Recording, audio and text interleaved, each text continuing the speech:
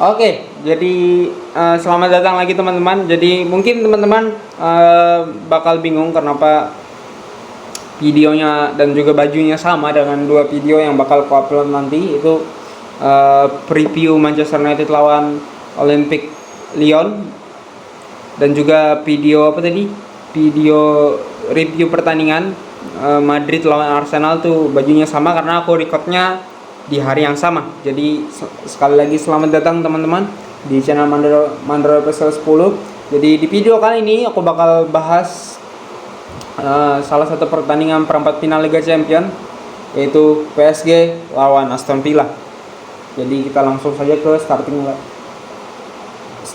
line up-nya dulu.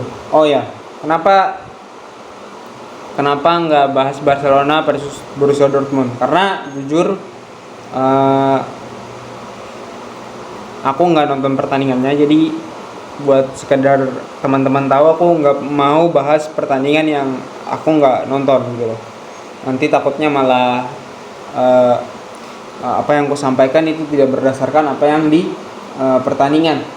Karena menurutku dengan performnya Barcelona saat ini, kita berikan tepuk tangan dulu buat Hansi Flick. Karena dengan skuad yang rata-rata masih di bawah usia 25 tahun ke bawah, dia bisa bermain menggunakan pemain yang pemain muda dengan sistem yang pas, sistem yang tepat, dan juga Hansi Flick bisa menciptakan suasana nyaman antara pemain dan juga pelatih, suasana ruang ganti yang cukup baik, sehingga bisa membuat Barcelona tampil sepanjang musim ini cukup perform. Ya terbukti mereka bisa sampai di final Copa del Rey, terus juga sampai di perempat final Liga Champions, dan sudah memastikan 95% mendapatkan satu tiket di semifinal, dan juga sekarang sedang unggul dari Real Madrid.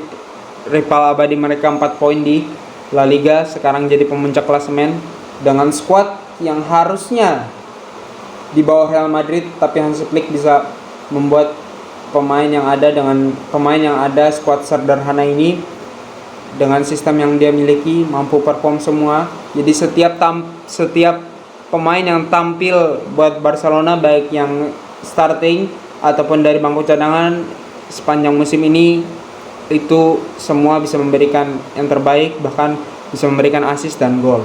Jadi selamat buat Barcelona. Itu sedikit buat Barcelona ya. Kalau Barcelona tidak ada pemain cedera, terus mainnya konsisten seperti itu, treble winner sih bisa mereka raih ya. Dengan masuk Liga Champions tuh menurutku final sudah pasti milik Barcelona. Tergantung pertandingan nanti siapa yang menjadi lawan mereka di semifinal, yaitu pertandingan antara Bayern Munchen dan juga Inter Milan. Jadi kita lanjut ke pertandingan ini, ke pertandingan PSG dan Aston Villa. Oke, kenapa milih nonton Aston Villa dan juga PSG?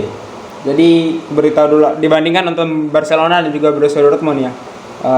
Karena pertama, PSG itu di bawah Luis Enrique ya, setelah Mbappe pergi, itu musim ini mainnya dengan sistem yang dimiliki Enrique ya, itu ngeri bro, bagus banget, yang dimana organisasi antara satu pemain dengan pemain yang lainnya terorganisasi dengan baik.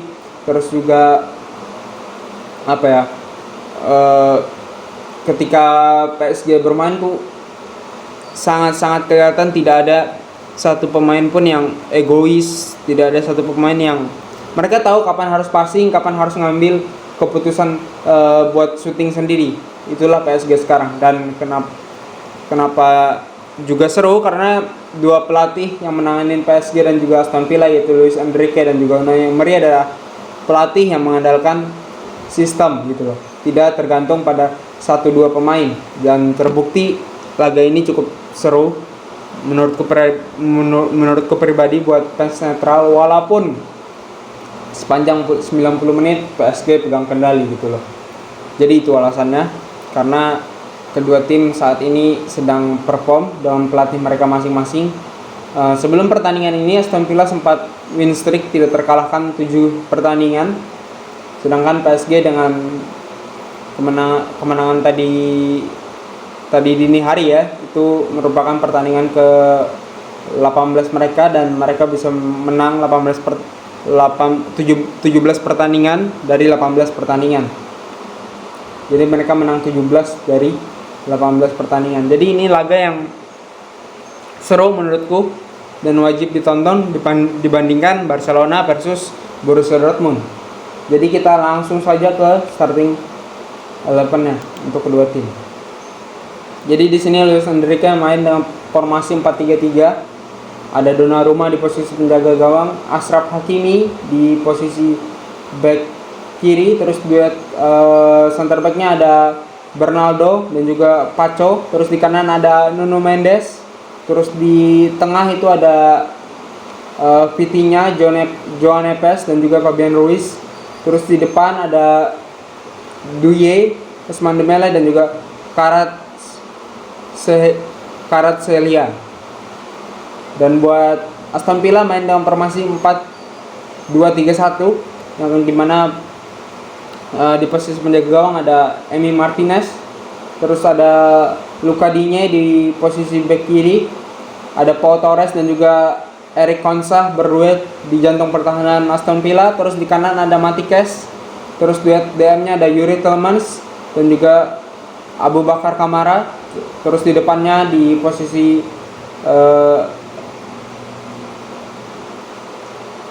attacking midfielder ada John McGinn, terus di kanan ada Rangers dan juga di kiri ada Jacob Ramsey, dan di depan ada Marcus Rashford bermain sebagai striker tunggal di depan buat Aston Villa.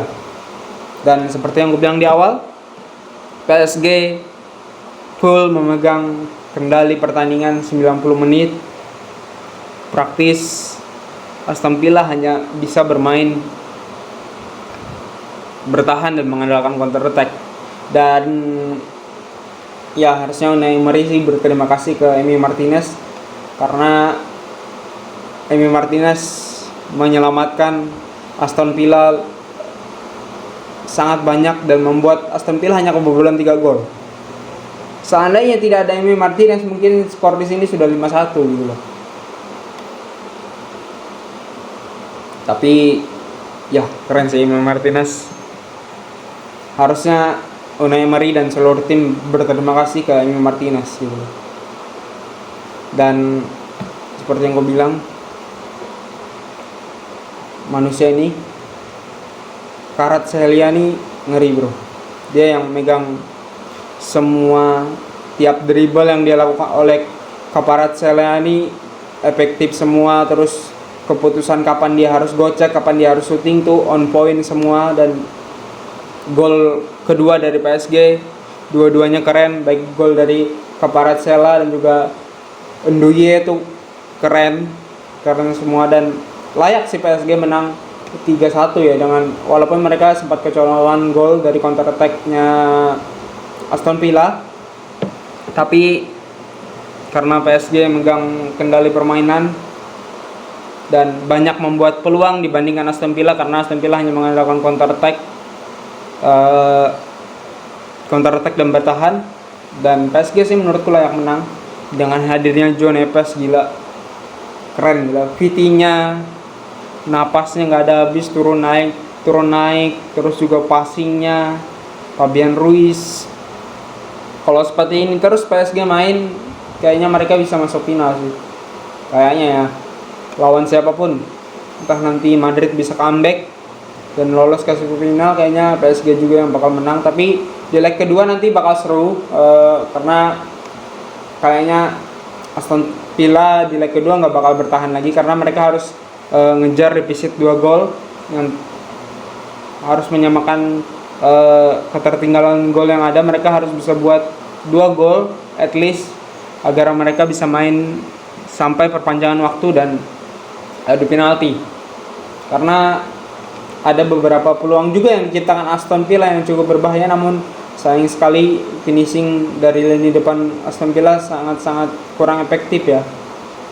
Hanya 1 gol yang mereka ciptakan.